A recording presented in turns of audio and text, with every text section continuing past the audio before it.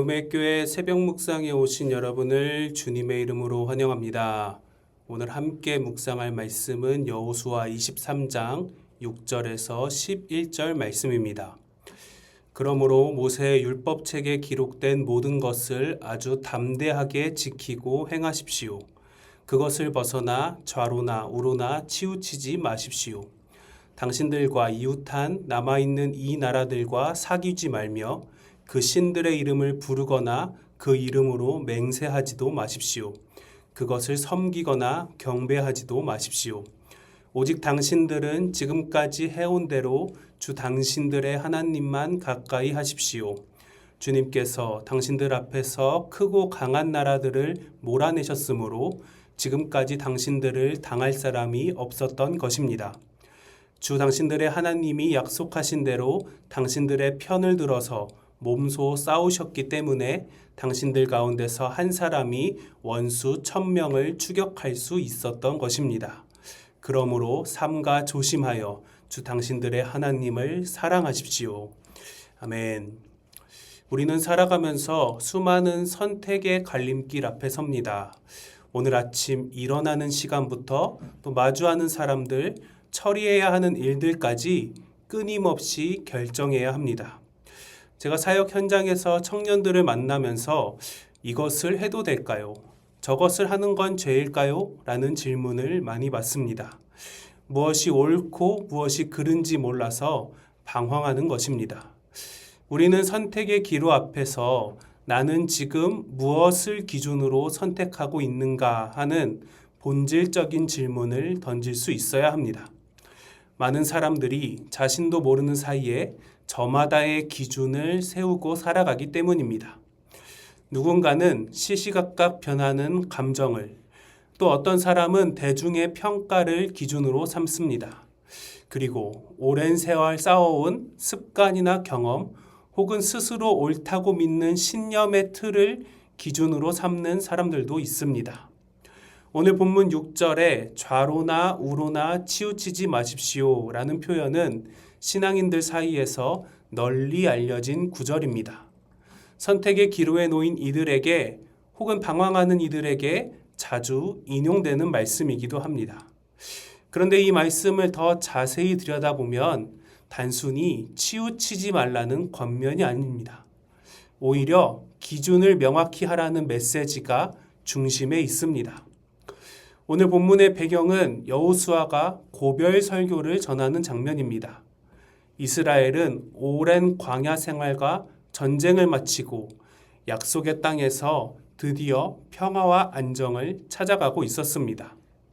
그 백성들 앞에서 여호수아는 모세의 율법책에 기록된 모든 것을 아주 담대하게 지키고 행하십시오. 그것을 벗어나 좌로나 우로나 치우치지 마십시오 라고 권면합니다. 전체 맥락을 보자면 좌로나 우로나 치우치지 말라는 말씀은 균형 잡힌 삶을 살라거나 또 어느 편도 들지 말고 유연하게 대처하라는 말이 아닙니다.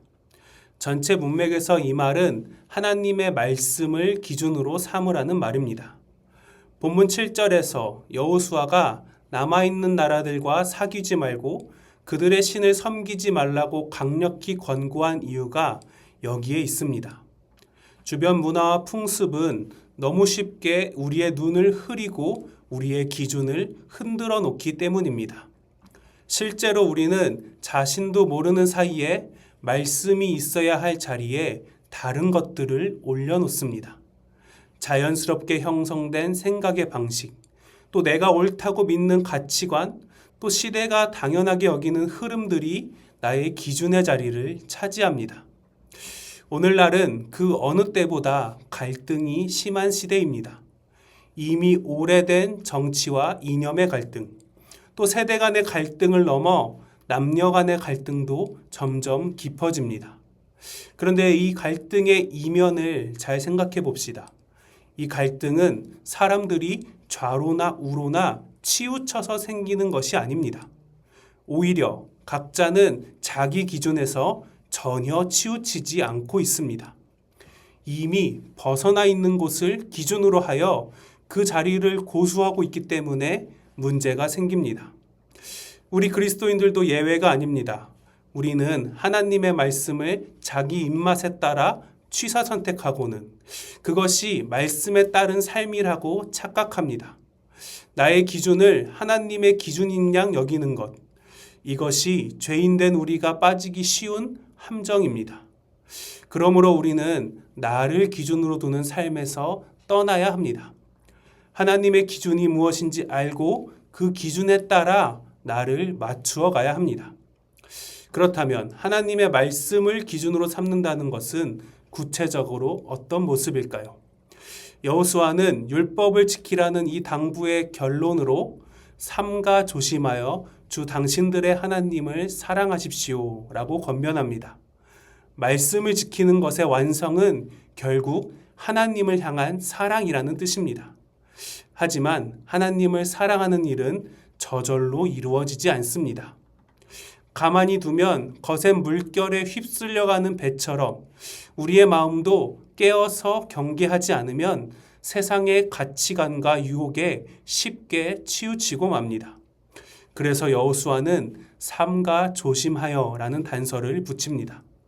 나의 연약함을 겸손히 인정하고 매 순간 성령님의 도우심을 구하는 긴장감을 유지하라는 뜻입니다. 날마다 주의를 기울이고 의식적으로 결단하는 과정이 있어야만 우리는 하나님을 온전히 사랑하고 그분의 말씀을 삶의 기준으로 지켜낼 수 있습니다. 나아가 신약에 이르러 예수님은 이 방대한 율법의 본질을 하나님 사랑과 이웃 사랑으로 요약해 주십니다. 우리가 삶의 복잡한 선택들 앞에서 세워야 할 가장 명확하고 안전한 기준은 바로 이것입니다.